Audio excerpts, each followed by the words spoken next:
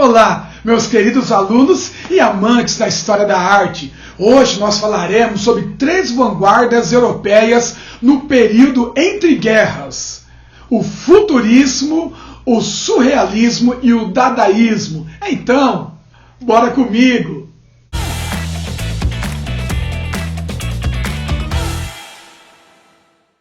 Bem, turminha, vamos começar com o futurismo. Esse movimento foi lançado em 1909 por um escritor italiano, poeta também, chamado Filippo Marinetti, em seu Manifesto Futurista. E como o próprio nome diz, o Manifesto Futurista exalta o futuro, a velocidade, a mecanização de uma sociedade cada vez mais industrializada. Queremos destruir os museus, as bibliotecas e as academias de todas as espécies, e combater o moralismo, o feminismo e todas as torpezas oportunistas e utilitárias. Cantaremos as grandes multidões excitadas pelo trabalho, o prazer ou os motins, as marés multicoloridas e de milhares de vozes da revolução e capitais modernas.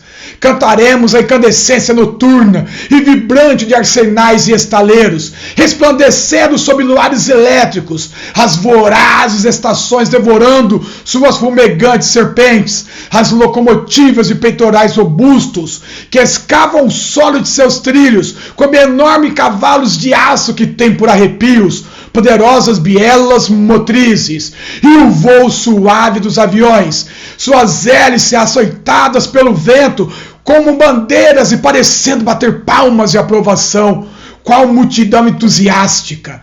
Lançamos da Itália para o mundo este nosso manifesto de violência, irrefreável e incendiário, com o qual fundamos hoje o futurismo, porque queremos libertar essa terra do fétido câncer de professores e arqueólogos, guias e antiquários. Para os futuristas, pessoal, os artistas tinham uma visão muito estática da realidade. Não deram atenção à velocidade do mundo naquele momento, e que a velocidade das máquinas superam em muito a velocidade natural das coisas. Exemplos desses princípios, turminha, são a peça em bronze, formas únicas de continuidade no espaço, que vocês estão vendo aí, do escultor Umberto Boccioni, e a tela Velocidade Abstrata, O Carro Passou, do pintor Giacomo Balla. Nessas obras, uma escultura e uma pintura, observa-se como os artistas, que pretendiam evitar qualquer relação com a imobilidade, recusaram toda a representação realista e usaram, além de linhas retas e curvas, como vocês observam aí, cores que sugerissem convincentemente a velocidade. Além disso, pessoal, na obra de arte, o futurismo partiu de uma operação do universo para introduzir o dinamismo, fazendo com que o objeto em repouso, representado na tela, fosse concebido como um movimento potencial, desagregando em várias linhas de força, simultaneidade, multidimensionalidade, sobreposição, interpenetração. Os pintores sempre nos mostram as coisas e as pessoas diante de nós. Nós colocaremos o espectador no centro da obra. Uma coisa bem interessante também, pessoal, é que os modernistas brasileiros, lá na Semana de Arte Moderna de 1922, também receberam por muitos a alcunha de futuristas, devido ao vanguardismo de suas obras, a modernidade que representavam ali, mas ao olhar com calma as obras modernistas, como o Abapuru, que vocês estão vendo aqui, nós podemos considerar que não é futurista o movimento modernista brasileiro. Tem outras influências, mas não a do futurismo italiano. Outra vanguarda europeia, turminha, é o dadaísmo, surgido em 1916, em plena Primeira Guerra Mundial. Os dadaístas queriam chocar, contestar a sociedade burguesa, provocá-la. contestar a arte tradicional. Vamos ver então algumas características do dadaísmo. O dadaísmo, ou o movimento Dada, pessoal, foi um movimento artístico da chamada vanguarda artística moderna, iniciada em Zurique, em 1916, durante a Primeira Guerra Mundial, no chamado Cabaret Voltaire, formado por um grupo de escritores, poetas e artistas plásticos, dois dentre eles, inclusive, desertores do serviço militar alemão, liderados por Tristan Tzara, Hugo Ball e Hans Harp. Esses integrantes e outros propunham uma arte de protesto que chocasse e provocasse a sociedade burguesa da época. Suas obras visuais e literárias baseavam-se no acaso, no caos, na desordem e em objetos e elementos de pouco valor, desconstruindo conceitos da arte tradicional, como esta obra ao lado. Essa forma de arte, turminha, era baseada então na irracionalidade, na espontaneidade, na ironia, no absurdo, para chocar a sociedade da época, a arte tradicional. Vamos ver então algumas obras dadaístas. Olha, galerinha, é preciso considerar também que os estudos do Freud chamavam atenção para um aspecto novo da realidade humana. Eles revelavam que muitos atos praticados pelos homens são automáticos, independentes de um encadeamento de razões lógicas.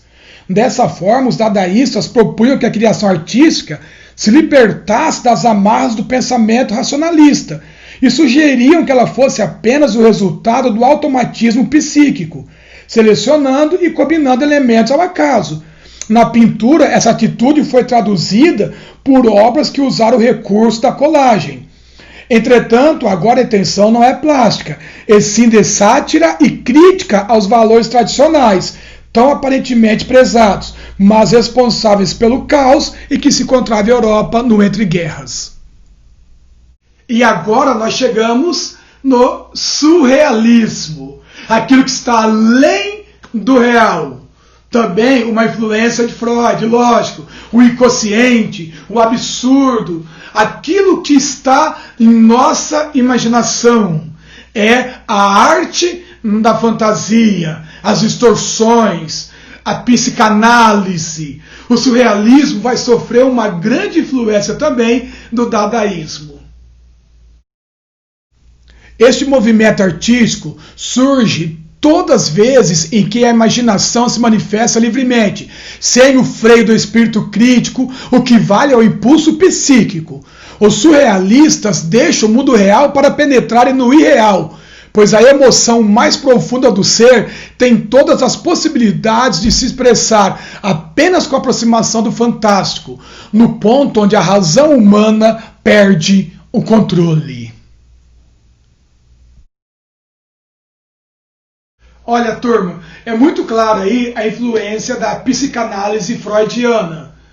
Os surrealistas vão penetrar no mais profundo subconsciente humano e dessa forma tentar transportar este subconsciente para as suas obras. Vamos ver então algumas características a mais do surrealismo. O surrealismo, turminha, apresenta relações com o futurismo e o dadaísmo. No entanto, se os dadaístas propunham apenas a destruição, os surrealistas pregavam a destruição da sociedade que viviam, porém com a criação de uma nova, a ser organizada em outras bases. Os surrealistas pretendiam dessa forma atingir uma outra realidade, situada no plano do subconsciente e do inconsciente. A fantasia, os estados de tristeza e melancolia exerceram grande atração sobre os surrealistas. E dessa forma, eles se aproximam também dos românticos, embora sejam mais radicais. Agora, pessoal, vamos ver então e analisar algumas obras do surrealismo na pintura e no cinema também.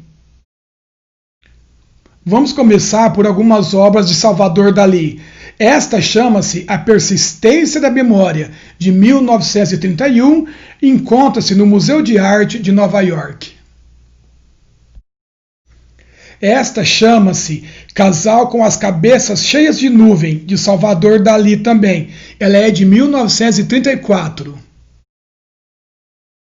Esta outra, pessoal, sou apaixonado, chama-se Dalí, aos 6 anos, quando acreditava que era uma garotinha, levantando a pele da água para ver um cão dormir na sombra do mar. Que poético, né? Ela é de 1950 e está em Paris, uma coleção particular. Esta obra chama-se Duas Crianças Ameaçadas por um Rouxinol, de Max Ernst.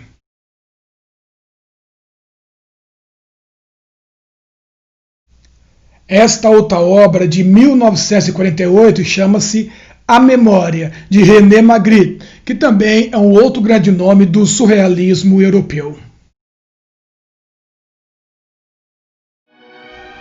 No cinema, o surrealismo também fez parte.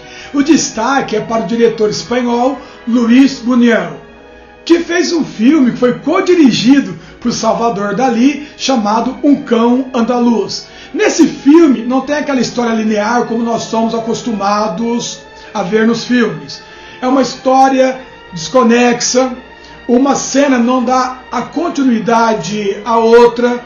São cenas que provocam angústia, medo, dor, o mundo dos sonhos, o surrealismo na sétima arte. Vamos ver então algumas imagens deste filme, Um Cão Andaluz, de Luis Buñuel e co-dirigido por Salvador Dalí.